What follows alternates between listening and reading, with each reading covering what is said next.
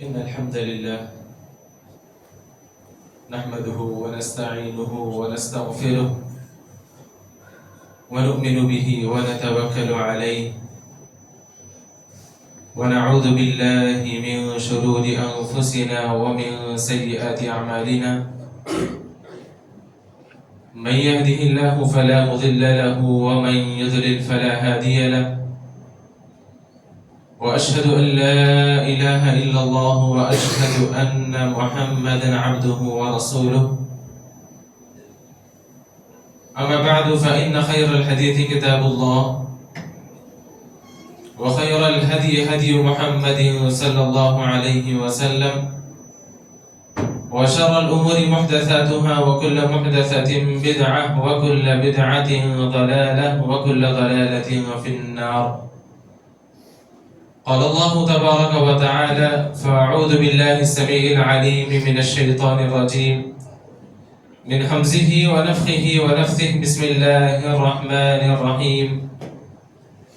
يا أيها الذين آمنوا اتقوا الله حق تقاته ولا تموتن إلا وأنتم مسلمون. يا أيها الناس اتقوا ربكم الذي خلقكم من نفس واحدة وخلق منها زوجها وبث منهما رجالا كثيرا ونساء واتقوا الله الذي تساءلون به والأرحام إن الله كان عليكم رقيبا. يا أيها الذين آمنوا اتقوا الله وقولوا قولا سديدا يصلح لكم أعمالكم ويغفر لكم ذنوبكم ومن يطع الله ورسوله فقد فاز فوزا عظيما. وقال تعالى في موضع آخر: والذين يجتنبون كبائر الإثم والفواحش وإذا ما غضبوا هم يغفرون. وقال تعالى في موضع آخر: إن تجتنبوا كبائر ما تنهون عنه نكفر عنكم سيئاتكم وندخلكم مدخلا کریما. بزرگان محترم، ملت اسلامیہ کے نوجوانوں، معصوم بچوں اور پردہ نشین خواتین اسلام، رب ذوالجلال کا بے انتہا فضل و کرم ہے کہ ہم اور آپ اسی کی عبادت کے لیے اسی کے گھر میں جمع ہوئے ہیں. ہماری زندگی کا مقصد اللہ تبارک و تعالیٰ کی بندگی ہے. وہی ہم سب کا خالق و مالک، ہم سب کا تنہا معبود برحق ہے. اسی نے یہ آسمان و زمین اور اس کے اندر بے شمار مخلوقات کو پیدا کیا اور ان تمام مخلوقات کو انسان کے فائدے اور اس کی سہولیات کے لیے بنایا ہے. اور آج انسان جیسے جیسے ترقی کے منازل طے کر رہا ہے، اللہ تبارک و تعالیٰ کی ان بنائی ہوئی مخلوقات سے مستفید ہو رہا ہے.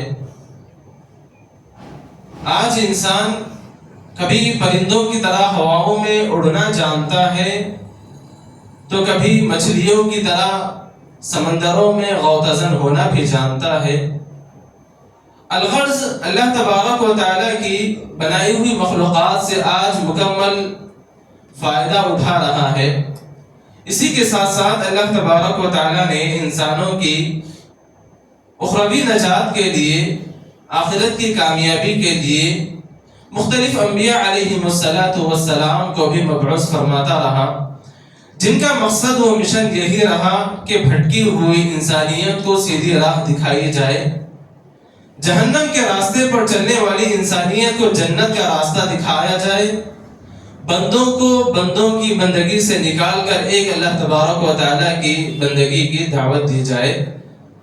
اور الحمدللہ سارے انبیاء نے اسی مشن اور اسی مقصد کو لے کر پوری زندگی کے اندر دنیا کے کونے کونے کا سفر کیا اور اسلام کو عام کرنے پھیلانے کی پوری کوشش کی ہے. اور الحمدللہ ثم الحمدللہ آج ہم اسی اسلام کے سائے میں سانس لے رہے ہیں. حضرات، ابھی میں نے خطبہ مسنہ کے بعد پارے 25 سورۃ الشورى کی ایک آیت آپ لوگوں کے سامنے پڑھی ہے. یہ جو آیت آپ کے سامنے تلاوت کی گئی ہے اس کا ترجمہ یوں ہے والذین یجتنبون کبائر الاثم.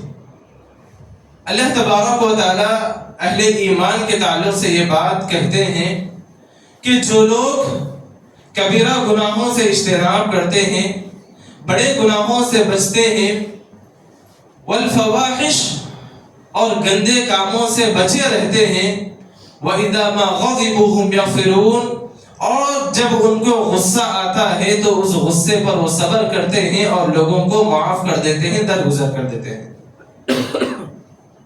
یہ جو آیت آپ کے سامنے تلاوت کی گئی ہے یہ اہل ایمان کے تعلق سے ہے کہ اہل ایمان وہ ہوتے ہیں جو اللہ تبارک و تعالیٰ کے ڈر کو سامنے رکھتے ہوئے، اللہ تبارک و تعالیٰ کے خوف کو سامنے رکھتے ہوئے کبیرہ گناہوں سے اجتناب کرتے ہیں، بڑے گناہوں سے بچے رہتے ہیں، اور جب کبھی ان کے سامنے اس طرح کا موقع آتا ہے تو اللہ تبارک و تعالیٰ کو یاد کرتے ہوئے ان گناہوں سے اپنے آپ کو بچا لیتے ہیں.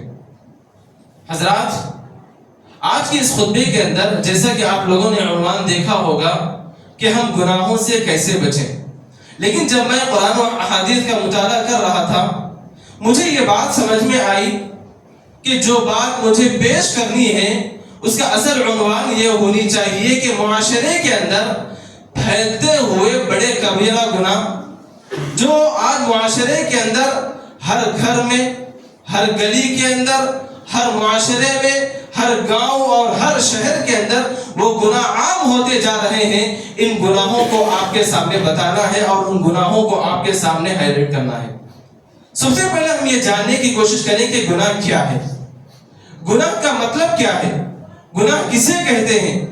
اگر آپ احادیث کا مطالعہ کریں گے تو معلوم ہوگا کہ اللہ کے نبی صلی اللہ علیہ وسلم نے فرمایا، مسند احمد کی روایت ہے، ایاک والمعاصی، اے بندے گناہ سے بچ، گناہ سے بچے رہو، اس لیے کہ گناہ ایک ایسی چیز ہے جو اللہ تبارک و تعالیٰ کی ناراضگی کو مول لیتی ہے.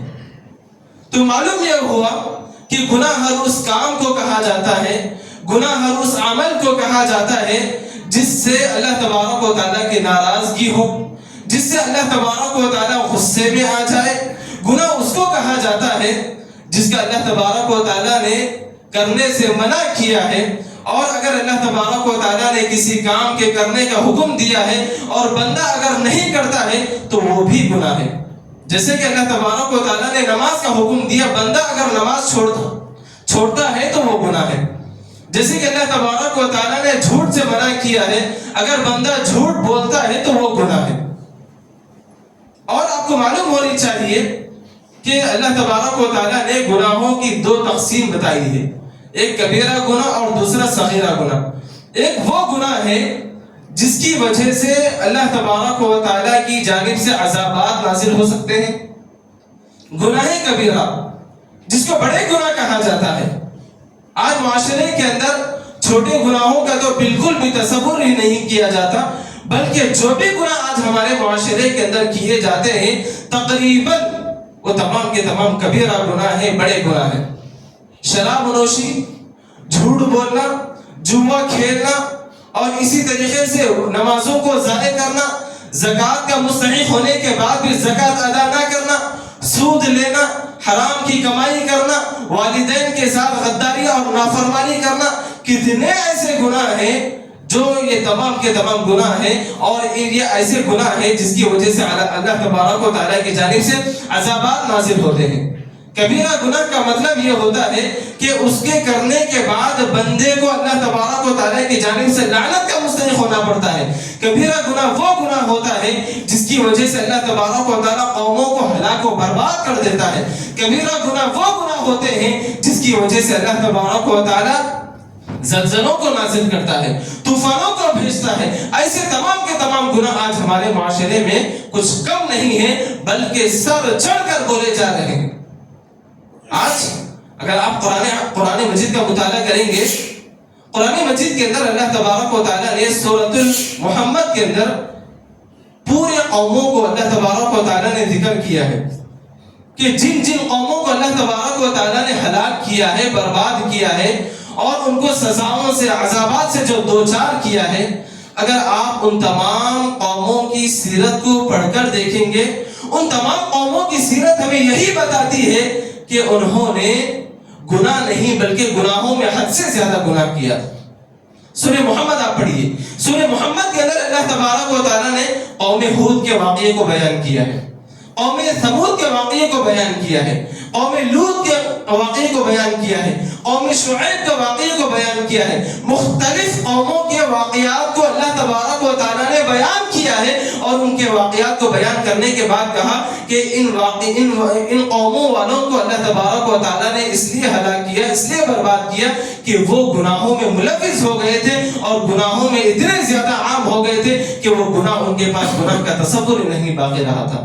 اللہ تعالیٰ نے فرمایا فَكُلًّا أَخَذْنَا بِذَنبِهِ، جن قوموں کو ہم نے ہلاک و برباد کیا ہے، ہم نے ان کے گناہوں کی وجہ سے ان کو ہلاک و برباد کیا ہے۔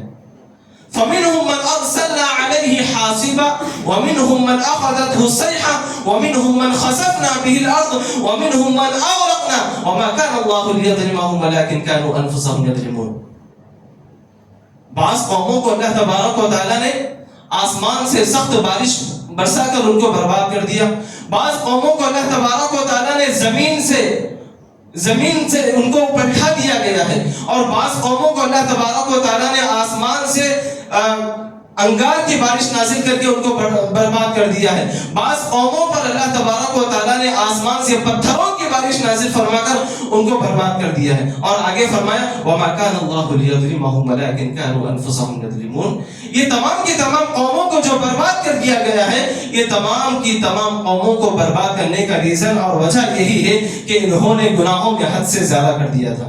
حضرات، بتانا مقصد یہ ہے کہ آج ہمارے معاشرے کے اندر بھی کچھ ایسے گناہ ہیں، آج میں آپ کے سامنے چنندہ گناہ آپ کے سامنے بتاؤں گا، کیونکہ وقت کم ہے، میں بہت زیادہ گناہوں کی تفصیلات آپ کے سامنے بتا نہیں سکتا، 4 یا 5 گناہ آپ کے سامنے ذکر کروں گا جو آج سر چڑھ کر بولے جا رہے ہیں، جو آج گھر گھر کے اندر عام ہے، آج تقریباً مسلمان اس کو انجام دے رہا ہے، ان کو میں آپ کے سامنے بتانے کی کوشش کروں گا۔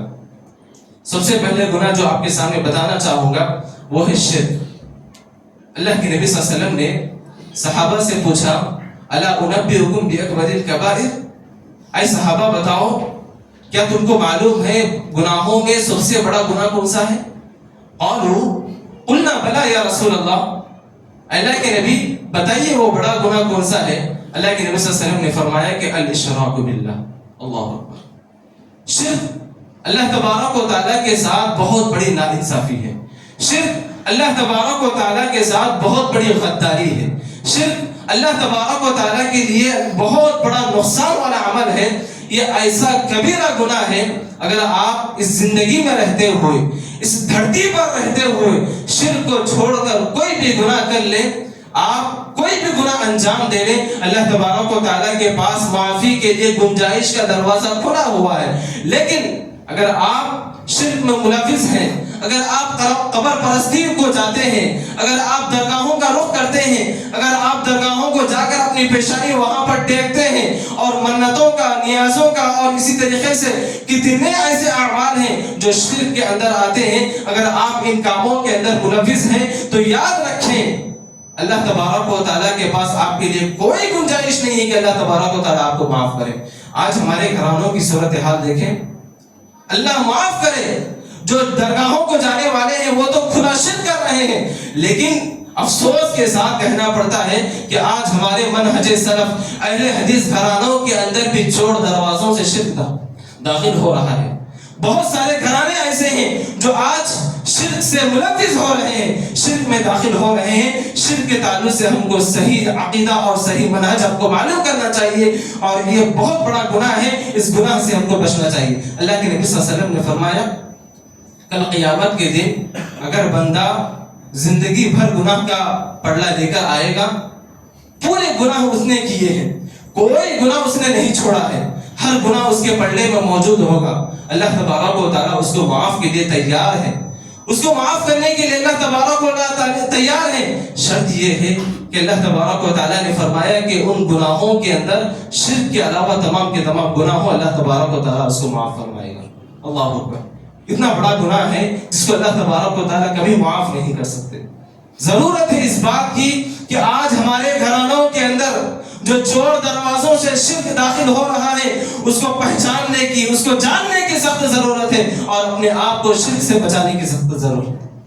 آج مسلمان مجبور ہو کر شرک پہ ملوث ہو جاتا ہے. لوگوں کے کیا کہنے، لوگ وہ کہیں گے، لوگ یہ کہیں گے، دادا نانی یہ کہیں گے.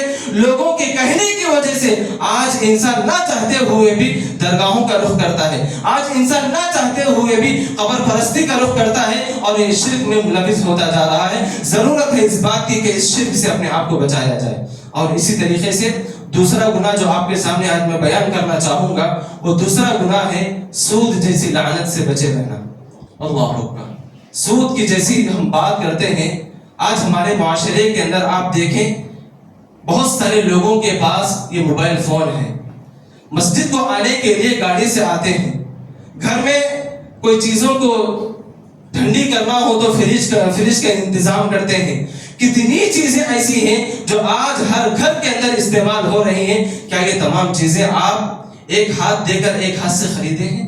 آپ اپنے دلوں کا جائزہ لیجیے، آپ اپنے گھروں کا جائزہ لیجیے. ہر گاڑی اور ہر فون، ہر واچ، ایسی کتنی چیزیں ہیں جیسی ہماری بجٹ کے اوپر ہوتی ہے تو ہم اس کو ای ایم آئی کا نام دیتے ہیں. ای ایم آئی کے نام پر اور سود کے نام پر، لون کے نام پر آج ہمارے گھروں کے اندر بے ساختہ چیزیں خریدی جا رہی ہیں اور وہ تمام کی تمام چیزیں سود ہیں. اور آپ انہی گاڑیوں سے بیٹھ کر مسجد کو آتے ہیں. کیا آپ یہ گمان کر رہے ہیں کہ آپ کی عبادت قبول ہوگی؟ نہیں، ہرگز نہیں. یاد رکھیں اللہ تبارک و تعالی، نبی علیہ السلام نے فرمایا اگر کوئی آدمی سود لیتا ہے یا سود دیتا ہے یا سود کے تعلق سے لکھائی پڑھائی کرتا ہے، یہ تمام کی تمام چیزیں اللہ تبارک و تعالیٰ کی نظر میں لعنت کے مستحق ہیں. نبی علیہ السلام نے ان تمام چیزوں پر لعنت بھیجی. اللہ کے نبی صلی اللہ علیہ وسلم نے فرمایا لعن الله آكل الربا وموكله وشاهديه وكاتبه وقال هم سوا. اللہ تبارک و تعالیٰ نے فرمایا، اللہ کے نبی صلی اللہ علیہ وسلم نے فرمایا کہ اللہ تبارک و تعالیٰ لعنت بھیجتا ہے ان تمام لوگوں پر جو سود لیتا ہے، جو سود دیتا ہے، جو سود کے بارے میں لکھتا ہے، جو سود کے بارے میں گواہی دیتا ہے. یہ تمام کی تمام چیزیں ایک ہی درجے کے ہیں اور ان تمام چیزوں پر اللہ تبارک و تعالیٰ کی جانب سے لعنت ہے. اور دوسری حدیث میں اللہ تبارک و تعالیٰ نے فرمایا اگر کوئی آدمی سود کا کاروبار کرتا ہے یا سود کا لین دین کرتا ہے ان لوگوں کے تعلق سے اللہ کے نبی صلی اللہ علیہ وسلم نے فرمایا کہ ایسے لوگوں کی عبادت قبول نہیں ہوتی اور ایسے لوگوں کی دعائیں بھی اللہ تبارک و تعالیٰ قبول نہیں کرتا، رد کر دیتا ہے. اللہ اکبر. آج ہم دیکھیں چہرے پر لمبی لمبی داڑھی ہیں، دیکھنے کو تو مسلمان نظر آتے ہیں، دیکھنے کو تو منہج سلف والے نظر آتے ہیں، لیکن ان کے ہاتھ میں جو موبائل فون ہے وہ حرام کا موبائل فون ہے. جو گاڑیوں سے چل کر مسجدوں کو آیا کرتے ہیں، تہجد پڑھنے کے لیے آیا کرتے ہیں، اللہ کے سامنے گڑ گڑانے کے لیے آیا کرتے ہیں، لیکن کیا فائدہ ایسی عبادتوں کا جو عبادتیں آپ کی قبول ہونے سے روک رہی ہیں، جو ایسی چیزیں ہیں جو آپ کی ان عبادتوں سے روک رہی ہیں. اللہ ایسی چیزوں سے اپنے آپ کو بچائیے. اللہ کے نبی صلی اللہ علیہ وسلم کے تعلق سے آتا ہے اللہ کے نبی صلی اللہ علیہ وسلم ایک مرتبہ آرام کر رہے تھے، بستر پر آرام کر رہے تھے. رات میں آپ نے خواب دیکھا، خواب میں دو لوگ آپ کو لے کر جا رہے ہیں، بغل میں اٹھائے ہوئے اللہ کے نبی صلی اللہ علیہ وسلم کو اٹھا کر لے کر جا رہے ہیں. ایک طرف حضرت جبرائیل علیہ السلام ہے تو دوسری جانب حضرت میکائیل علیہ السلام. دو فرشتے آپ کو اٹھائے لے کر جا رہے ہیں. اللہ کے نبی صلی اللہ علیہ وسلم نے فرمایا کہ میں دیکھ رہا ہوں کہ دو فرشتے مجھے اٹھا کر لے کر جا رہے ہیں اور ایک ندی کے پاس وہاں پر لے کر جا کر مجھے چھوڑ دیا گیا ہے. اللہ کے نبی صلی اللہ علیہ وسلم دیکھ رہے ہیں کہ اس ندی کے اندر ایک آدمی ہے جو ڈوب رہا ہے اور وہ نکلنے کی پوری کوشش کر رہا ہے، نکلنے کا ارادہ رکھتا ہے. جیسے ہی وہ نکلنے کے لیے اپنے ہاتھ اوپر کرتا ہے اور ایک دوسرا آدمی وہاں پر کنارے کھڑا ہوا ہے اور وہ دوسرا آدمی پتھر اٹھاتا ہے، اس کے پاس بہت سارے پتھر رکھے ہوئے ہیں، وہ پتھر اٹھاتا ہے اور اس کے ہاتھوں پر اس کے اوپر مارتا ہے اور وہ آدمی پھر سے اس نہر میں ڈوب جاتا ہے. बार बार ऐसे ही हो रहा था। नदी वाला वो आदमी बाहर निकलने की कोशिश करता है, वो किनारे पर ठहरा हुआ शख्स उसको मार कर नीचे ढकेल देता है। अल्लाह के नबी सल्लल्लाहु अलैहि वसल्लम ने देखा और फरिश्तों से पूछा कि ऐ जिब्राइल व मीकाईल बताइए तो सही ये कौन लोग हैं। अल्लाह के नबी सल्लल्लाहु अलैहि वसल्लम को बताया गया कि ये सूदखोर है, ये सूदखोर है जो अपने घरों के अंदर सूद की चीजें लाया करता था। इस्तेमाल की चीजें जो भी हुआ करती थी वो तमाम की तमाम चीजें इसकी सूद की हुआ करती थी। अल्लाह तबारक व तआला उसके लिए सजा को मुलविस किया है। और इसी तरीके से अल्लाह तबारक व तआला ने कुरान मजीद के अंदर फरमाया, या अय्युहल्लज़ीना आमनू तक़ुल्लाह व ज़रू मा बक़िया मिनर रिबा इन कुंतुम मुमिनीन फ़इन लम तफ़अलू फ़अज़नू बिहर्बिन मिनल्लाहि व रसूलिही। अल्लाहु अकबर। कितनी बड़ी बात कही अल्लाह तबारक व तआला ने। ऐ ईमान वालो अल्लाह तबारक व तआला से डरो। वज़रू मा बक़िया मिनर रिबा, जो भी सूद का माल है उसको छोड़ दो, सूद का माल इस्तेमाल मत करो। अल्लाह तबारक व तआला ने फरमाया वज़रू मा बक़िया मिनर रिबा इन कुंतुम मुमिनीन, सूद का माल छोड़ दो अगर तुम मोमिन हो।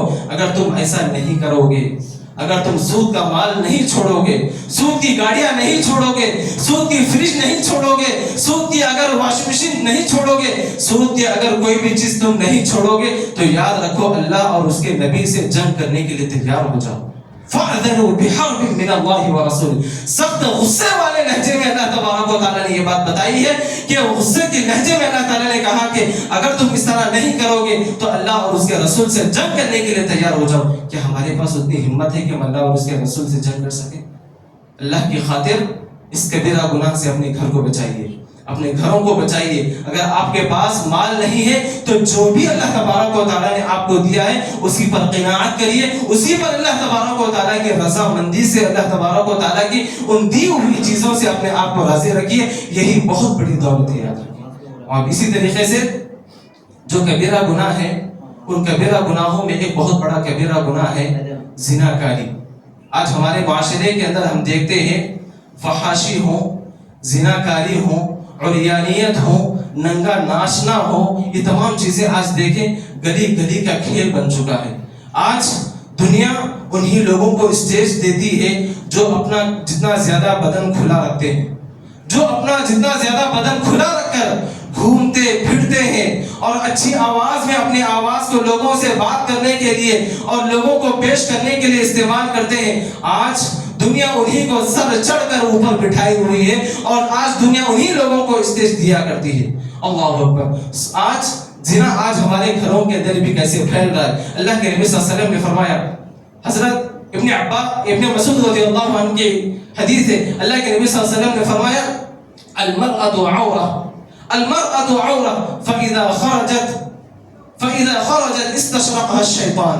अल्लाह के नबी सल्लल्लाहु अलैहि वसल्लम ने फरमाया कि औरत नाम है पर्दे का, औरत नाम है सर के बालों से पैर के नाखून तक मुकम्मल पर्दा करना है, औरत इसी को कहा जाता है। अगर वो अपने घर से बाहर निकलती है तो शैतान उसको अच्छी तरीके से बनाकर पेश करता है, उसकी खूबसूरती को, उसकी बॉडी को अच्छी तरीके से बनाकर शैतान लोगों के सामने जाहिर करता है ताकि लोग इसके फितने में मुलविस हो जाएं, उसकी आवाज के फितने में मुलविस हो जाएं, उसके चाल चलन के फितने में मुलविस हो जाएं और उसके कपड़ों के फितने में मुलविस हो जाएं और लोग भी इसकी वजह से गुनाहों में मुलविस हो जाएं।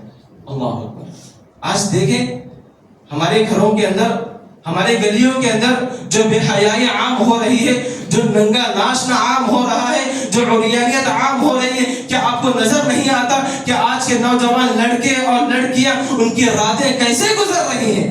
हाँ, माँ बाप ये समझते हैं कि मेरा बेटा और मेरी बेटी रूम के अंदर है, बंद कमरे में आराम कर रही है, लेकिन आपको पता नहीं कि उनका ईमान लुटा जा रहा है।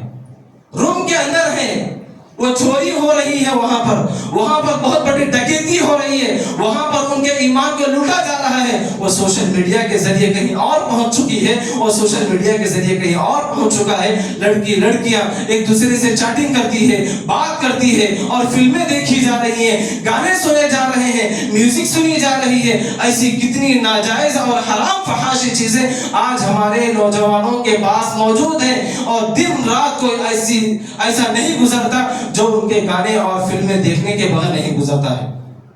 अल्लाह अकबर। अल्लाह के नबी सल्लल्लाहु अलैहि वसल्लम ने फरमाया कि दयूस है वो शख्स, दयूस, उसके लिए अल्लाह तबारक व तआला ने لعنت کی اللہ تبارک و تعالیٰ نے لعنت نازل فرمائی ہے۔ دیوس ہے وہ شخص جو اپنے گھر کے خواتین کو، جو اپنے گھر کے بچوں کو اس حال میں دیکھ رہا ہے کہ وہ ٹائٹ کپڑے پہن کر باہر جا رہی ہے، وہ چھوٹے کپڑے پہن کر باہر جا رہی ہے، وہ زنا کے کاموں کو لے کر، یہ زنا کی زینت کو اختیار کیے ہوئے اپنے گھروں سے باہر نکل رہی ہے، پھر بھی وہ آدمی اپنے اولاد کو اور اپنے ماتحت لوگوں کو ان گناہوں سے اگر نہیں بچاتا ہے تو وہ انسان، وہ ذمہ دار، وہ باپ، وہ بھائی، وہ بیٹا، جو بھی ذمہ دار ہو، وہ دیوس ہے۔ اللہ تبارک و تعالیٰ نے اس پر لعنت نازل فرمائی۔ اللہ اکبر۔ ہم صبح کے وقت اسکول کو جاتے ہیں، دیکھتے ہیں والد وائٹ کپڑے پہنا ہوا ہے، نمازی نظر آتا ہے، چہرے پر داڑھی ہے، اور لیکن پیچھے جب بچیوں کی صورتحال دیکھتے ہیں تو ایسا نہیں دکھتا کہ یہ مسلمان گھرانے کی بچی ہے اور یہ مسلمان گھرانے سے باہر نکل کر آ رہی ہے۔ ان کے کپڑوں کی صورتحال دیکھیے، ان کے چہروں کی صورتحال دیکھیے، جیسے یہ نقاب پہنتے ہیں تو نہ جانے پتا نہیں ان کا برقع کہاں چلا جاتا ہے۔ اگر برقعوں کی بات کریں، ان کے کپڑوں کی بات کریں، اللہ تبارک و تعالی، اللہ کے نبی صلی اللہ علیہ وسلم نے فرمایا کہ کل قیامت کے دن جو صغیرہ گناہ، کبیرہ گناہ جو عام ہوں گے، ان کبیرہ گناہوں میں ایک بہت بڑا گناہ یہ بھی ہوگا کہ کاسیات عاریات، کچھ عورتیں ہیں جو پردے میں ہوں گی لیکن پھر بھی بے پردگی میں ہوں گی۔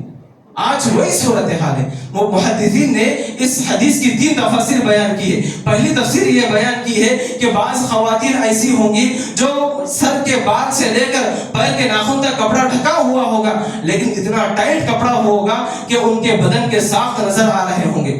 یہ بھی کاسیات عاریات یعنی گناہوں میں شامل ہے۔ اور اسی طریقے سے دوسری تفسیر یہ بیان کی ہے کہ ان کا پورا چہرے سے لے کر نیچے تک کپڑا ڈھکا ہوا ہوگا، لیکن اتنا باریک ہوگا کہ اس باریک بینی سے بھی وہ کپڑوں سے جسم جھانک رہا ہوگا۔ اور اسی طریقے سے تیسری تفسیر یہ بیان کی ہے کہ چھوٹے چھوٹے کپڑے پہن کر گھر سے باہر نکلنا یہ بھی بہت بڑا کبیرہ گناہ ہے۔ یہ تمام کبیرہ گناہوں سے اپنے آپ کو بچانے کی سخت ضرورت ہے، اپنے گھر کو دیندار بنانے کی ضرورت ہے۔ محترم حضرات، جو بھی گناہ ہو، بہت سارے گناہ ہیں۔ والدین کی نافرمانی ہے، والدین کے ساتھ بے سلوکی کے ساتھ اختیار کرنا ہے، اور اسی طریقے سے آپ دیکھیں معاشرے کے اندر جو بھی گناہ عام ہو رہے ہیں، ان گناہوں سے اگر ہم اپنے آپ کو بچانا چاہتے ہیں تو صرف 2 باتیں میں آپ کے سامنے بتا کر اپنی بات کو ختم کروں گا۔ سب سے پہلی بات ہے اللہ کا ڈر اپنے دلوں میں پیدا کریے۔ اللہ کا ڈر، اللہ کا خوف اپنے دلوں میں پیدا کریے۔ جب بھی آپ گناہ کے لیے آگے بڑھتے ہیں تو 1 منٹ کے لیے رک جائیے اور یہ سوچئے کہ یہ گناہ میں کر رہا ہوں، مجھے کوئی نہیں دیکھ رہا لیکن اللہ تبارک و تعالیٰ مجھے دیکھ رہا ہے۔ اگر یہ چیز آپ اپنے دلوں میں لائیں گے، اگر اس چیز کا احساس اپنے دلوں میں اگر آپ پیدا کریں گے، واللہ آپ گناہوں سے بچ جائیں گے، واللہ آپ گناہوں سے بچ جائیں گے۔ اللہ کا خوف اپنے دلوں میں پیدا کریے۔ آپ، اللہ کے نبی صلی اللہ علیہ وسلم نے فرمایا، وہ بنی اسرائیل کا واقعہ، ایک مرتبہ ایک شخص ایک چٹان میں گیا تھا۔ 3 لوگ تھے جو چٹان میں گئے تھے، اور جیسے وہ چٹان میں داخل ہوئے، ان کے سامنے ایک بہت بڑا پتھر آ کر رک گیا تھا، وہ ان کو بند کر دیا تھا۔ ان تینوں افراد نے اللہ تبارک و تعالیٰ سے دعائیں کی تھی کہ اے اللہ، ہم کو اس مصیبت سے اور اس پریشانی سے باہر نکال فرما۔ ان 3 افراد میں ایک شخص ایسا تھا جو اس کے لیے گناہ کا مکمل دروازہ کھلا ہوا تھا۔ وہ اپنے کزن بہن کے ساتھ زنا کرنے کے لیے آگے بڑھ رہا تھا۔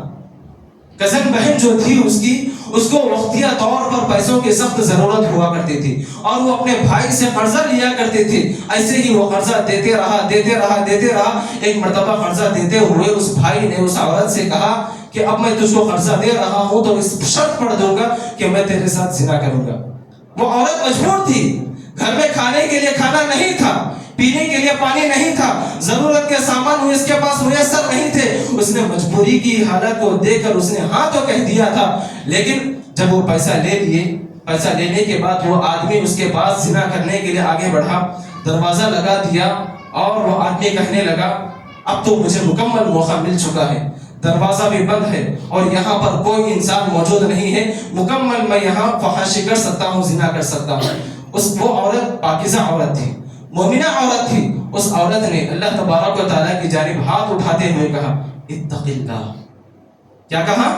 اتق اللہ، اے بندے اللہ تبارک و تعالیٰ سے ڈر جا۔ وہ آدمی کہتا ہے اسی وقت میرے دل پر ایسا لرزہ طاری ہو گیا کہ میں اپنے آپ کو وہیں پر بٹھا لیا اور وہیں پر میں اپنے آپ کو اللہ تبارک و تعالیٰ کا ڈر محسوس کرنے لگا اور میں وہاں سے فوراً باہر نکل کر چلا گیا. اور وہ گناہ کو یاد کرتے ہوئے, اس گناہ سے بچنے کے لیے وہ جو اس نے اتق اللہ کو کہا تھا, وہ گناہ کو اس نے یاد کیا, اس چٹان میں بیٹھ کر اور اللہ تبارک و تعالیٰ سے دعا کی, اے اللہ میں تجھ کو راضی کرنے کے لیے اور تیری رضامندی کے لیے اللہ میں نے وہ گناہ کو چھوڑ دیا تھا, تیرا خوف میرے دل میں تھا, اے اللہ میں نے وہ گناہ چھوڑ دیا تھا, اے اللہ اس گناہ کے, اے اللہ اس نیکی کا واسطہ دے کر میں تجھ سے دعا کر رہا ہوں, اے اللہ مجھے اس پریشانی سے نکال دے. اللہ تبارک و تعالیٰ نے وہ چٹان ہٹا دیا ہے. بتانا یہ ہے کہ اللہ تبارک و تعالیٰ کا ڈر اپنے دلوں میں پیدا کریے. جہاں کہیں پر بھی ہوں آپ اللہ تبارک و تعالیٰ کا ڈر اپنے دل میں رکھیں. جب بھی آپ گناہ کر رہے ہیں یہ مت سوچئے کہ یہ چھوٹا گناہ ہے یا بڑا گناہ ہے, یہ سوچ کر گناہ کریے کہ اس گناہ کی وجہ سے کس کی نافرمانی میں کر رہا ہوں, کس کی غداری میں کر رہا ہوں, اس کام کی وجہ سے کس کی ناراضگی میں بول رہا ہوں. یہ سوچ کر اگر آپ گناہ کرنے کے لیے آگے بڑھتے ہیں تو آپ کے قدم بالکل پیچھے ہو جائیں گے. اور اسی طریقے سے دوسری چیز ہے ندامت. جو بھی گناہ آپ کیے ہیں ان گناہوں کے کرنے کے بعد اپنے دلوں میں ندامت کو پیدا کریے, شرمندگی کو پیدا کریے. ایک حدیث میں آپ کے سامنے بیان کرنا چاہوں گا, بہت طویل حدیث ہے, اگر اس حدیث کو بیان کرنے لگ جاؤں تو گھنٹوں گھنٹوں لگ جائیں گے. اس حدیث کا تھوڑا سا ٹکڑا میں آپ کے سامنے بتانا چاہوں گا. اس حدیث کو کہا جاتا ہے حدیث الشفاعہ, سفارش والی حدیث, شفاعت والی حدیث. اللہ کے نبی صلی اللہ علیہ وسلم نے جو قیامت کا منظر کھینچا ہے کہ قیامت کے دن لوگ ایک دوسرے کو نہیں دیکھیں گے, نفسا نفسی کے عالم میں ہوں گے, ماں بیٹوں سے بھاگ رہی ہوگی اور بچے اپنے ماں کو چھوڑ کر بھاگ رہے ہوں گے, رشتہ دار ایک دوسرے سے بھاگ رہے ہوں گے, لوگ اپنے اپنے گناہوں کی وجہ سے پسینے میں ڈوبے ہوئے ہوں گے. یہ تمام چیزیں ہیں اس حدیث کے اندر. میں جو بات آپ کو بتانا چاہ رہا ہوں یہ ہے کہ اس حدیث کے اندر جب لوگ اپنے گناہوں کو لے کر پریشان ہوں گے, ادھر بھاگ رہے ہوں گے, ادھر بھاگ رہے ہوں گے, کوئی دروازہ ان کو نظر نہیں آ رہا ہوگا, تو تمام کی تمام انسانیت حضرت آدم علیہ السلام کے پاس جائے گی, جا کر کہے گی اے آدم آپ ہمارے باپ ہیں, آپ ہمارے دادا ہیں, آپ ہمارے لیے سفارش کریے, اللہ تبارک و تعالیٰ کے سامنے ہمارے لیے سفارش کریے اور اللہ تبارک و تعالیٰ ہم کو معاف کر دے. حضرت آدم علیہ السلام کہتے ہیں جو انہوں نے جنت میں رہتے ہوئے ایک جو گناہ کیا تھا اس گناہ کو یاد کیا اور اس گناہ پر نادم ہے. شرمندگی کے ساتھ حضرت آدم علیہ السلام کہتے ہیں کہ اے لوگوں میں نے اللہ تبارک و تعالیٰ کی نافرمانی کی ہے. اللہ تبارک و تعالیٰ نے مجھے جنت میں اس درخت کے پاس جانے سے منع کیا تھا اور میں وہ جنت میں اس درخت کے پاس چلا گیا تھا اور مجھے پتا نہیں کہ اللہ تبارک و تعالیٰ اسی ایک گناہ کی سزا مجھے کتنی دے گا. اللہ اکبر. حضرت آدم ہے جو ایک گناہ کو لے کر اتنا احساس مند ہے کہ اپنے ایک گناہ کو لے کر پریشان ہے. کہتے ہیں کہ اذهبوا الى غیرہ, جاؤ نوح کے پاس. لوگ پورے آئیں گے حضرت نوح علیہ السلام کے پاس, آ کر درخواست کریں گے, سفارش کریں گے کہ اے نوح ہمارے اس گناہ ہمارے لیے سفارش کریے, ہمارے لیے درخواست کریے اللہ تبارک و تعالیٰ سے. حضرت نوح علیہ السلام بھی اپنی زندگی کا ایک گناہ یاد کریں گے, کہیں گے کہ اللہ تبارک و تعالیٰ نے مجھے میرے بیٹے کے لیے دعا کرنے سے منع کیا تھا اور میں نے اپنے بیٹے کے لیے دعا کر لی ہے اور اتنا بڑا گناہ میں نے کیا ہے کہ اللہ تبارک و تعالیٰ مجھے ہی معاف کرے گا یا نہیں کرے گا پتہ نہیں, میں خود پریشان ہوں. کہیں گے کہ اذهبوا الى ابراہیم, جاؤ ابراہیم کے پاس. حضرت ابراہیم کے پاس آئیں گے, حضرت ابراہیم کے پاس آ کر کہیں گے اے حضرت ابراہیم علیہ السلام آپ ہمارے لیے اللہ تبارک و تعالیٰ کے پاس سفارش کریے. حضرت ابراہیم علیہ السلام بھی اپنی زندگی کا ایک گناہ یاد کریں گے, کہیں گے کہ میں نے اپنی زندگی کے اندر اپنی بیوی کو بہن کہتے ہوئے جھوٹ بول دیا تھا. اس ایک جھوٹ کی وجہ سے میں خود شرمندہ ہوں اور میں خود احساس مند ہوں کہ اللہ تبارک و تعالیٰ میرے ساتھ کیا معاملہ کرنے والے ہیں. ایک ایک گناہ کر کے اتنے پریشان ہیں, ایک ایک گناہ کر کے اتنے تڑپ رہے ہیں. اللہ اکبر. ایسے بھیجتے بھیجتے موسیٰ علیہ السلام کے پاس آئیں گے, عیسیٰ کے پاس آئیں گے, محمد صلی اللہ علیہ وسلم کے پاس آئیں گے. پتہ نہیں کہ ان لوگوں کو کتنا ڈر محسوس ہے اور کتنا ڈر ان کو لائق ہوا ہے. آج ہم اپنی زندگیوں کا جائزہ لیں. ہم صبح کرتے ہیں تو دوپہر کو بھول جاتے ہیں, دوپہر گناہ کرتے ہیں تو شام ہمیں یاد نہیں رہتا. کتنے لوگوں کا بیٹا ہم نے خرف کر دیا ہے, کتنے لوگوں کا مال ہم نے ہڑپ کر لیا ہے, کتنے لوگوں کی زمینیں ہم نے جائیداد کو ہم نے ہڑپ کر لی ہے, کتنی چیزوں کے اندر ہم نے اللہ تبارک و تعالیٰ کے ساتھ غداری کی ہے, بندوں کو دھوکہ دیا ہے. کیسی کیسی نافرمانی ہم نہیں کر رہے. کیا ہم کو ان گناہوں کا احساس ہے؟ کیا ہم کو ان گناہوں کی تڑپ ہے کہ اللہ تبارک و تعالی ہمیں کبھی ان گناہوں کے بارے میں پوچھے گا تو کیا کہیں گے ہم؟ کیا ہم کو ان گناہوں کے بارے میں احساس ہے؟ ہم اپنے گناہوں کے بارے میں احساس اپنے دل میں پیدا کریں. واللہ آپ گناہوں سے بچے رہیں گے ضرور. دو ہی باتیں میں نے کہی. اللہ تبارک و تعالیٰ کا ڈر اپنے دلوں میں پیدا کریے, اور اسی طریقے سے جو بھی گناہ آپ کیے ہیں ان گناہوں پر شرمندگی اور ندامت اپنے دلوں میں پیدا کریے. ضرور انشاءاللہ گناہوں سے بچے رہیں گے. اللہ تبارک و تعالیٰ سے میں دعا کرتا ہوں, اللہ تبارک و تعالیٰ ہم تمام کو صغیرہ اور کبیرہ گناہوں سے بچے رہنے کی توفیق عطا فرمائے. اللہ تبارک و تعالیٰ ہم تمام کو ان اعمال انجام دینے کی توفیق عطا فرما جن سے آپ راضی ہوتے ہوں, اور ان اعمال سے بچے رہنے کی توفیق عطا فرما جن سے اے اللہ آپ ناراض ہوتے ہوں. اے اللہ ہم تمام کو منہج سلف پر زندگی گزارنے کی توفیق عطا فرما. اے اللہ ہم تمام کو مکمل وقت پابندی کے ساتھ نماز کا اہتمام کرنے کی توفیق عطا فرما. اے اللہ ہم تمام کو جو بھی پریشان ہیں ان تمام کی پریشانیوں کو دور فرما, جو بھی بیمار ہیں ان تمام کی بیماریوں کو دور فرما, جو بے روزگار ہیں اے اللہ ان تمام لوگوں کو حلال روزی روٹی عطا فرما. اے اللہ جو بھی سڑکوں پر زندگی گزار رہے ہیں اے اللہ ان کی زندگی کا ٹھکانہ نصیب فرما. اے اللہ جو بھی اس دنیا کو چھوڑ کر رخصت ہو چکے ہیں اے اللہ ان تمام لوگوں کی قبروں کو نور سے منور کر دیجیے. اے اللہ جب تک ہم کو اس دنیا میں رکھ, ایمان و اسلام کی حالت میں زندہ رکھ, جب بھی ہمارا خاتمہ ہو ایمان بالخیر ہونے کی توفیق عطا فرما. اے اللہ آج ہم یہاں پر جیسے مسجد میں جمع ہوئے ہیں, کل ہم تمام کو ایسے ہی جنت الفردوس میں بھی جمع ہونے کی توفیق عطا فرما. آمین یا رب العالمین. وآخر دعوانا ان الحمد للہ رب العالمین.